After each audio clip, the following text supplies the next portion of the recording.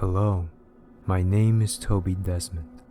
I'm 27 years old, and my occupation consists of research on historical phenomenon. If you aren't entirely sure what that means, it means I'm required to examine artifacts and items recovered that are believed to have been crafted many years prior.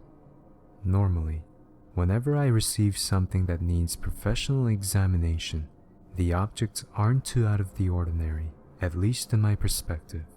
Although I will admit, there are some objects that generally creep me out, such as slightly decimated dolls and artificial limbs that tend to bear a putrid smell. However, once again, those only come close to being out of the ordinary for my taste. But I guess since I'm writing this blog for journalistic purposes, I suppose I should share an experience of mine that is, yes, out of the ordinary. My experience comes from a rather uncanny VHS tape I had received during my first few months on the job. Yes, I know, how generic, a spooky VHS tape. Even if it is considered generic, it still exists, and there isn't much I can do about that. The tape was sent in by an anonymous member of the online community I share my work on. He found my page not too long ago and started taking a bit of interest in my work. He eventually confronted me privately and told about a few items he had stocked up on just recently, which he thought could have held some revenue. To his surprise, nothing he showed me bared anything of value, except for one thing, of course. A tape he had bought at a local video store a long time ago. I had asked him a few questions about the tape out of interest. What were the contents like? Who was the manufacturer? Things of that sort, to which he replied that he hadn't actually watched it. However, he did know who made it. Disney, one of the earliest animations made in fact. At least that was his description, but it intrigued me. Not only because it's not often I get to check out anything remotely close to that, but because I had a son, Max, who loved that kind of stuff. I thought it would make some great father-son time to just sit down and watch some old cartoons. After our chat, we arranged the shipping schedule and went our separate ways for the time being. A week passed, and the package finally came in the mail. A small cardboard box with a tape inside. The text on the label read Disney in black marker, but nothing else. Not much to look at, but I was eager to get to the contents themselves. I gathered the rest of my mail and went back inside. "Hey Max," I called. "I got an old Disney cartoon in the mail, if you want to come check it out with me." To which he replied by storming into the living room and jumping on the couch excitedly. After I got everything settled, I popped the tape into the VCR, sunk into the couch, and grabbed the remote.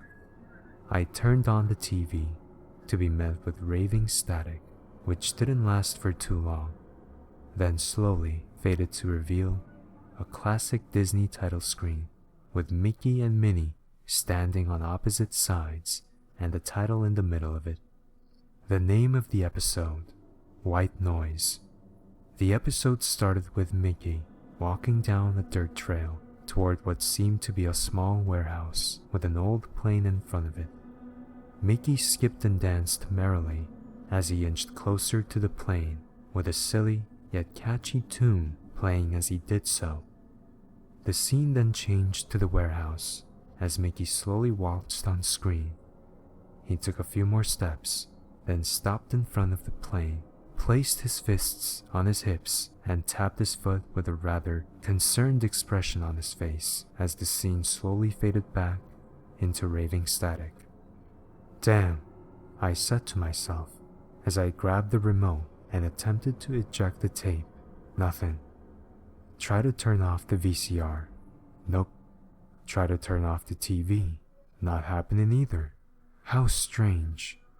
I sighed as I got up and took one step toward the TV. The static then slowly faded back to the scene, and I scratched my head. It was odd to say the least, but I really didn't care. I was too interested to check out what else this thing had in store for Max and I. I sat back down and watched once more. Mickey eventually stopped tapping his foot as he slowly started to lower his hands to his sides and stayed frozen in place. The music came next.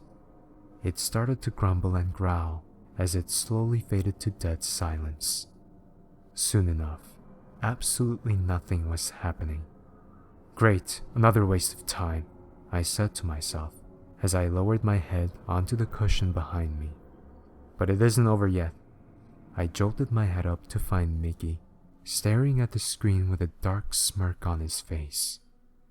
The tape then began to rewind as it put itself back to the beginning and played from the title screen. But instead of both Mickey and Minnie standing on opposite sides, this time there were two Mickeys. A plain white Mickey, which looked to be a sketch yet to be finished, and a normal colored one. The episode's name remained the same. However, the text was marred and smeared in random places. The scene then changed to the same as before, with a dirt trail and a warehouse. But instead of Mickey skipping and dancing, he immediately started to have what appeared to be an epileptic attack as hysterical laughter accompanied him in the background. The scene didn't even move. It just stayed there as he twitched spastically. Eventually, he collected himself and started sprinting toward the warehouse, clawing at the air in front of him, and stared dead into the screen. The scene changed to the warehouse for a split second with the plane's engine ignited and the propeller spinning as Mickey dashed toward it headfirst, prepared to have himself torn to shreds. Luckily for us, it was quickly cut off by the screen progressively marring and cutting to black. Then it displayed a small line of text. "Are you enjoying the show?" I looked at Max. He was in utter shock, just as much as I was. He looked up at me and asked what was happening, but my mind drew a blank. I couldn't tell him, as I didn't know either. I told Max to leave. I didn't want him to watch any more of it. He'd seen enough. I wasn't sure that I wanted to keep watching myself, but I had to. I had to. Not out of idiocy, and it certainly wasn't because I wanted to write some cheesy campfire story, but for the sake of curiosity. It was literally pulling me in. I had to finish it. There was no way I could stop it. The episode then cut to a straight line of text, which sped across a jet black background. Ha ha ha ha ha ha ha. Then it halted and displayed another, this time at the bottom left of the screen. "I can see you." "I can see you?" I whispered to myself. I didn't know what could see me, but I found out about as quickly as I had asked. Almost immediately after I had said what I did, something began exposing itself in the center of the screen, accompanying the text. A blank white Mickey Mouse head emerged from the blackness, only showing two massive, empty eyes and a wide blackened grin. Soon enough, it was completely visible, and it didn't even look like a drawing. It looked real, and considering everything that went down before, it felt like it really was, and my mouth hung open because of it. "What the hell?" I said, whispering to the screen. Mickey smiled even wider, sporting a large grin, split in multiple spots at the seams of his lips, along with disgustingly grungy teeth. It hurt me. "I can see you," it said in a stern, deep voice, repeating the contents present beside it. A series of ha-has then flashed rapidly in front of the static along with a loud, almost deafening screech. I had to cover my ears. It was so damn loud. The remote was right next to me. I could have at least tried to end it, but the horrid sound made it hard to move my hands from my ears. A moment passed, and it didn't stop. I didn't care anymore, and I didn't care if I went deaf just to stop it. I reached for the remote and shut it off, rescuing most of my sanity. My ears rang for a good few minutes, but luckily they didn't fucking explode. I looked over to the doorway to find Max standing there. I scolded him for not listening to me when I told him to stay away, but he didn't hear me. His eyes were glued to the screen and he was frozen solid. "It's not over yet," he said, still staring at the screen. "What?" I asked him. "What do you mean?" But he didn't respond. Then the TV turned on. The TV turned itself on. I looked back to the screen to find what seemed to be a recording of the front of Sleeping Beauty's castle straight out of a snuff film. Then I looked back over to Max. He gave me a quick glance, then redirected his attention to the screen. How the hell did he know it wasn't over? How the hell could he know? The episode then cut to the parked versions of the mascots in what seemed to be a dank basement. Standing perfectly in line, facing the camera, I urged Max to get out once more, as if I could predict what was gonna happen, but he wouldn't move. He just stared. The mascot started to laugh. It started out quiet, but then it got louder. Soon enough, they were screaming, full on crying and screaming. Some of them started to break down onto their knees as they continued. Some of them just grabbed their heads and started thrashing around in place, but they didn't stop. They just fucking screamed, on and on and on, and Max was just standing there, perfectly still, staring at it all without battling an eye. I attempted to get up and get him out of the room, but I couldn't move. I literally couldn't move. I was paralyzed. "Max, can you hear me?" I yelled at him to attempt to break him out of his trance, but he didn't respond. He didn't even flinch. "Get out, Max. You've seen more than enough." I attempted to yell once more, but he just stared at that damn screen. It didn't even look like he was breathing at this point. His chest wasn't moving at all. Then the mascots stopped screaming as if they were forced into silence. I looked back over to Max to find him crying. Streams of tears rolled down his face, but he remained motionless. The mascots turned their heads toward the screen, then froze for a few seconds until they eventually got up and stood in the same, perfectly straight line they had before. They then slowly reached for their sides, and in the same manner raised several assortments of stained, rusted knives. "Get out, Max!" I practically screamed that time. He started to cry even louder, as if he knew what was gonna happen. The mascots then raised the knives up to their own throats and started to saw into them harshly. "Max!" They started thrashing around the room, as pools of crimson started drooling from the cavities in their necks.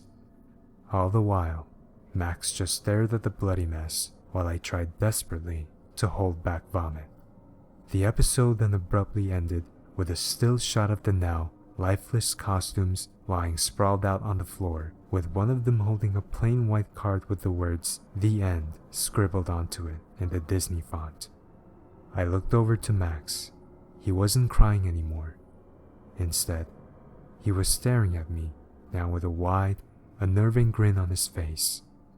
He then raised his hands from his sides and placed them on his chin and scalp. "I can destroy you," he said, with a firm grasp and little to no hesitance. He then broke his own neck with such force I didn't even think he had, then dropped to the floor with his stare and smile still remaining. Everything was silent for a moment. Eventually, I gathered what was left of my sanity and rushed over to him, trying my hardest to talk to him through the sobs and screams, even when I knew he was already gone. I looked over to the TV, and in the middle of the screen, I saw the plain white Mickey face, laughing, staring at me. Then it spoke to me once more. "The darkest of secrets lie within the brightest of smiles. Do you see that now, Tobias?" My mouth went agape as the TV shut off, and I was left alone with my son's lifeless body. I started to cry as I buried my face into Max's chest, holding onto his hand as it all came to a close. But my crying ceased, and I let go of my son's hand as I looked up to the screen, and another small line of text met my gaze. Your turn will come soon.